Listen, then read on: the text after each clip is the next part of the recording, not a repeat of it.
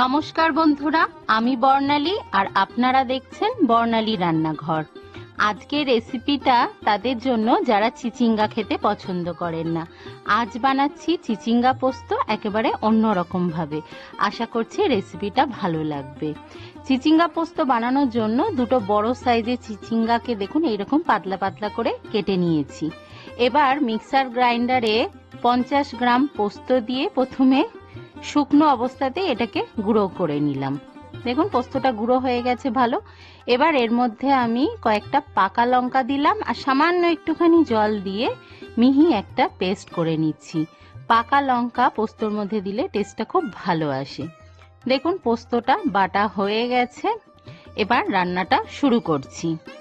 এই রান্নাটা অবশ্যই সর্ষের তেলেই করার চেষ্টা করবেন, খুব ভালো হয়।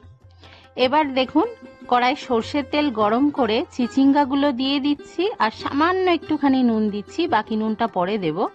নুন দিয়ে চিচিঙ্গাটাকে বেশ দেখুন ভালো করে ভেজে নিয়েছি। মচমচে হবে না, কিন্তু প্রায় 90% কুকড হয়ে যাবে, সেই রকম ভাবে চিচিঙ্গাগুলোকে আগে ভেজে তুলে নিতে হবে। এভাবে ভেজে করলে না টেস্টটা একেবারে অন্যরকম হয়। এবার বাকি তেলেই রান্নাটা হচ্ছে। তেলে সামান্য একটুখানি কালো জিরে আর শুকনো লঙ্কাকে ভালো করে ভেজে নিচ্ছি। এবার দিয়ে দিচ্ছি একটা বড় সাইজের পেঁয়াজ কুচি। পেঁয়াজটাকে মিহি করে কুচাবেন না, একটু বড় বড় রাখবেন, মুখে পড়লে বেশ ভালো লাগবে। আর হালকা একটু সফট করেই ভাজবো, লাল লাল করব না। তারপরে এর মধ্যে সেই আগে থেকে ভেজে রাখা চিচিঙ্গাগুলোকে দিয়ে একটু নাড়াচাড়া করে নিলাম। আর বাকি নুনটা এখন দিচ্ছি। নুনটা বুঝে দেবেন, কারণ চিচিঙ্গা দেখুন ভাজার পর অনেকটা কম হয়ে গেছে। আর দিয়ে দিচ্ছি সেই আগে থেকে বেটে রাখা পোস্ত বাটাটা। চাইলে কিছুটা পোস্ত বাটা পরেও দিতে পারেন, কিন্তু আমি এই রান্নাটায় একসাথেই দিয়ে দিয়েছি পোস্ত বাটাটা, কারণ তেলের সাথে একটু ফ্রাই করে নেব। আর ফ্রাই করে নেওয়ার পরে মিক্সার গ্রাইন্ডারে একটু পোস্ত লেগেছিল, সেটা ধুয়ে দিয়ে সামান্য একটুখানি জল দিয়ে ঢাকা চাপা দিয়ে 5-7 মিনিটের মতো রেখেছিলাম, যাতে বেশ একটা গা মাখো দেখুন হয়ে গেছে। আর চিচিঙ্গাগুলো এখন পুরোপুরি সফট হয়ে গেছে।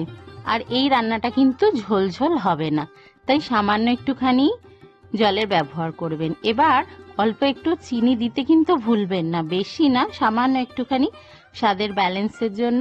আর 1 টিস্পুন কাঁচা সর্ষের তেল দিয়ে একটু নাড়াচাড়া করে নিয়ে ওভেনটা অফ করে স্ট্যান্ডিং টাইম দিতে হবে 5 মিনিট। তারপরে নামিয়ে গরম গরম ভাতের সাথে সার্ভ করতে হবে নতুন স্বাদের চিচিঙ্গা পোস্ত। আশা করছি আমার আজকের রেসিপিটা আপনাদের ভালো লেগেছে, আর ভালো লাগলে আমাকে কমেন্ট করে জানাতে ভুলবেন না। আর দেখা হবে আবার পরের রেসিপির সাথে। সবাই ভালো থাকবেন, ভালো খান, সুস্থ থাকুন। বাই।